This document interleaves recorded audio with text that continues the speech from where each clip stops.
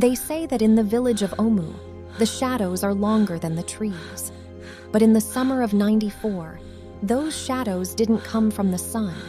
They came from the hearts of men. This is a true story. It's a story about an outsider fleeing a bloody war, a village that lost its mind to a dark curiosity, and one old man, a man of iron integrity, who decided that if the world was going to go to hell, it wouldn't happen on his watch. Her name was Ilara. She wasn't a soldier. She was just a daughter of a burning land, seeking refuge. When she collapsed at the gates of Omu, she thought she was safe. She was wrong.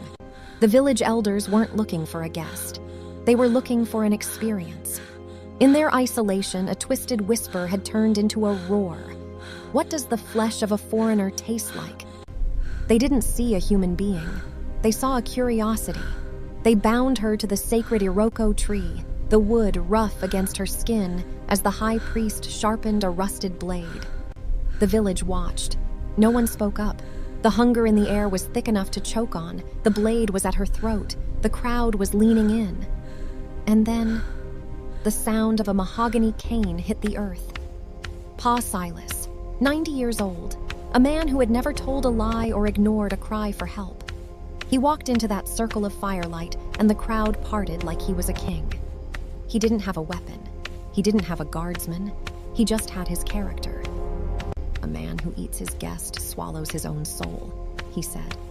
His voice was quiet, but it echoed like thunder.